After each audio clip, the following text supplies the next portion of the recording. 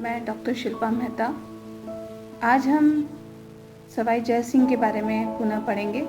हम लोगों ने पहले वाले जो हमारा वीडियो था उसमें देखा था कि सवाई जय सिंह कैसे बहादुर शाह के साथ उन्होंने दोस्ती करने की कोशिश की, लेकिन क्योंकि उत्तराधिकार के संघर्ष में उन्होंने उनका साथ देर से दिया, इसलिए बहादुर शाह उनसे नाराज थे।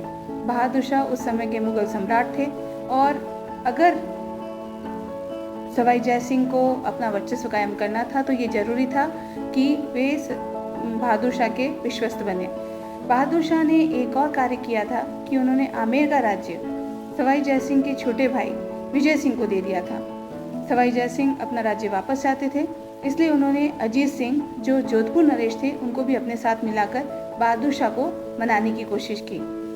वे दोनों सम्राट जाकर बहादुर शाह से मिले, लेकिन बहादुर शाह की तरफ से उनको किसी प्रकार का आश्वासन नहीं मिला। तब दोनों चुपचाप मेवाड़ के महाराणा अमर सिंह द्वितीय से मिलने उदयपुर चले गए। जब बहादुर शाह को इसकी जानकारी मिली तो उन्होंने महाराणा से मिलने उन्होंने लिख भेजा कि यदि दोनों राजा दरबार में उपस्थित होकर क्षमा याचना करें तो उनके राज्य फिर से उन्हें लौटा दिए जाएंगे। परंतु तब तक तीनों राजपूत राजा एक हो चुके थे और उन्होंने मुगलों से टक्कर लेने का निश्चय कर लिया। तीनों की संयुक्त सेनाएं पहले जोधपुर पहुंची, जहां पर जुलाई 1708 में अजीत सिंह को जोधपुर का अधिकार दिलवाया गया। इसके बाद वो आमेर की तरफ बढ़ी। विजय सिंह और मुगल फौजदार को परास्त करके आमेर से भगा दिया गया और सवाई जय सिंह को पुनः आमेर का सिंहासन प्राप्त हो गया। मेवात के मुगल सूबेदार ने थोड़े दिन तक आमेर राज्य में लूट खसोट की, परंतु जय सिंह ने उन्हें शीघ्र ही खदेड़कर अपनी सत्ता को मजबूत कर लिया। मेवाड़, मारवाड़ और आमेर के शासकों ने जब संयुक्त रूप से मुगलों से लड़ने की योजना बनाई थी, उस अवसर पर आपसी संबंधों को मजबूत बनाने के लिए मेवाड़ के महाराणा ने अपनी पुत्री चंद्रकुवरी का विवाह जय सिंह के साथ इस शर्त पर कर दिया कि चंद्रकुवरी से पैदा होने वाला पुत्र आमेर राज्य का अधिकारी होगा। जय सिंह ने यह शर्त मानकर भावी गृह युद्ध तथा राजपूताने पर मराठों के प्रभाव का मार्ग प्रशस्त कर दिया। जोधपुर पर अधिकार हो जाने के बाद अजीत सिंह ने भी अपनी पुत्री सूरज कंवर का विवाह जय सिंह से कर दिया। इससे थोड़े दिनों तक इन राज्यों में आपसी एकता बनी रही। दक्षिण में जाने के बाद बहादुर शाह को कामबख्श की तरफ से युद्ध की तैयारी के समाचार मिले।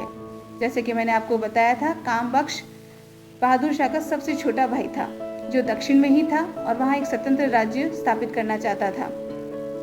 1709 में दोनों के मध्य हैदराबाद के निकट युद्ध लड़ा गया, जिसमें कामबख्श मारा गया। कामबख्श से निपटकर बहादुर शाह जब वापस लौटा तो उसे सिखों के विद्रोह का सामना करना पड़ा। उसने अनुभव किया कि राजपूतों की सहायता के बिना सिखों को दबाना असंभव है। अतः उसने सवाई जय सिंह को आमेर का राज्य दे दिया और उन्हें अपनी तरफ मिलाने की कोशिश की। बहादुर शाह के उत्तराधिकारी जहांदार शाह और बाद में फर्रुख सैयद ने भी जय सिंह को मनाने का प्रयास जारी रखा। ये उस समय की बात है जब बहादुर शाह का निधन हो चुका था 1712 में, और अभी तक सवाई जय सिंह जो है उनकी दोस्ती वापस मुगल सम्राट से नहीं हुई थी। इस समय मालवा की स्थिति अत्यधिक नाजुक हो चुकी थी। एक तरफ तो इनायत खां और दिलेर खां के नेतृत्व में अफगानों ने विद्रोह कर रखा था, दूसरी तरफ मराठे नर्मदा नदी को पार कर उत्तर भारत की ओर बढ़ने का प्रयास कर रहे थे। अतः 1713 में सम्राट फर्रुख सैयद ने सवाई जय सिंह को 7000 का मनसब प्रदान कर उन्हें मालवा का सूबेदार नियुक्त किया। जय सिंह ने सूबेदारी का पद संभालते ही छत्रसाल बुंदेला तथा बुद्ध सिंह हाड़ा के सहयोग से अफगान विद्रोहियों को दबाना आरंभ कर दिया। इनायत खां और दिलेर खां को स्थान स्थान पर पराजित कर उनकी शक्ति को कुचल दिया। स्थानीय विद्रोही सामंतों का भी दमन किया गया। 1715 के अंत तक जब मराठों ने नर्मदा को पार कर लिया तो जय सिंह तेजी के साथ उस तरफ बढ़ा और महेश्वर के निकट पिलसुत नामक स्थान पर उन्हें बुरी तरह से पराजित किया।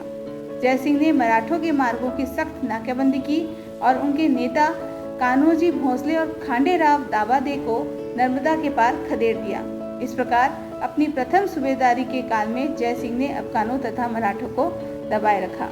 इसके बाद जय सिंह ने जाटों का दमन भी किया, साथ ही साथ उनको दूसरी बार भी मालवा की सूबेदारी प्रदान की गई।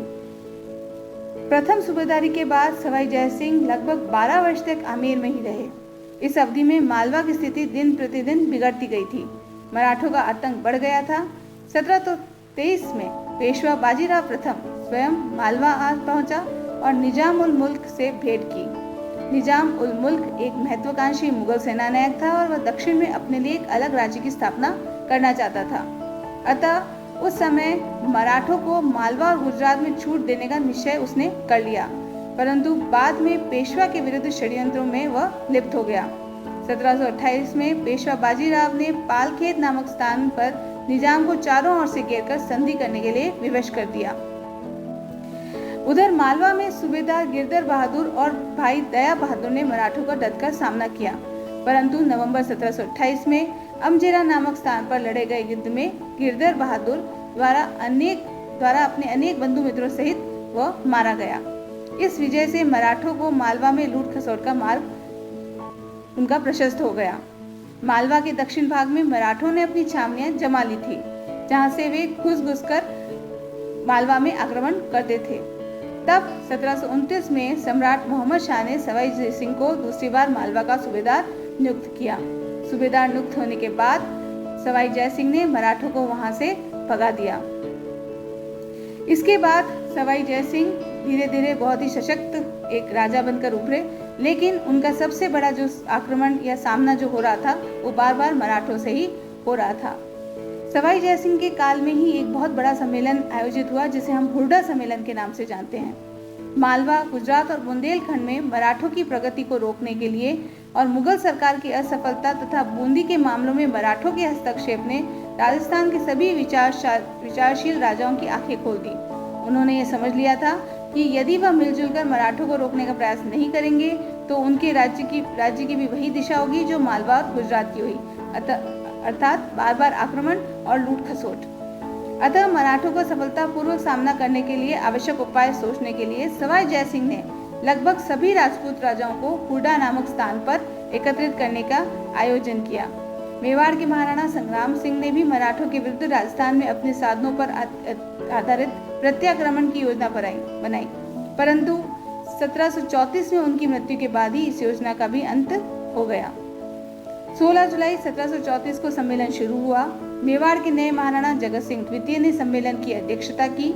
सम्मेलन में सवाई जय सिंह के अलावा जोधपुर के अभय सिंह, नागौर के बख्त सिंह, बीकानेर के जोरावर सिंह, कोटा के दुर्जन साल, बूंदी का दलेर सिंह, करौली के गोपाल दास, किशनगढ़ का राज सिंह आदि शासक भी सम्मिलित हुए। 17 जुलाई 1734 को सम्मेलन में उपस्थित सभी राजाओं ने एक समझौते पर हस्ताक्षर किए और इस समझौता के अनुसार सभी ने भविष्य में एकता बनाए रखने, एक दूसरे की मदद करने और मराठों के खिलाफ एकजुट होकर कार्रवाई करने का आश्वासन दे दिया।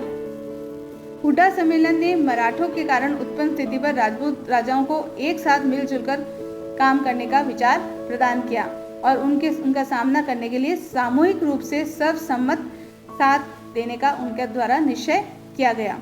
लेकिन दुर्भाग्यवश जो निर्णय लिए गए थे वे पालन में नहीं लाए गए, क्योंकि प्रमुख राजपूत शासक अपने व्यक्तिगत स्वार्थ को छोड़ने के लिए तैयार नहीं थे। सवाई जय सिंह, महाराणा जगत सिंह द्वितीय और जोधपुर के राजा, इन तीनों प्रमुख राजाओं ने एक दूसरे के प्रति सद्भावना का अभाव था।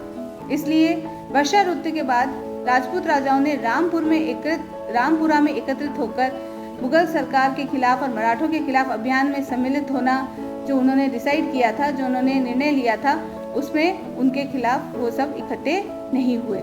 इस प्रकार हम देखते हैं कि सवाई जय सिंह ने अपने काल में न सिर्फ मुगल सम्राट बहादुर शाह को अपने से समझौता करने के लिए विवश किया, फर्रुख सेयर को अपने से समझौता करने के लिए विवश किया, परंतु उन्होंने साथ ही साथ राजपूत राजाओं को भी एक बार एक मंच पर लाने का कोशिश उनके द्वारा की गई और राजस्थान के इतिहास में हुरडा सम्मेलन एक बहुत ही इम्पोर्टेंट सम्मेलन के रूप में जाना जाता है। धन्यवाद।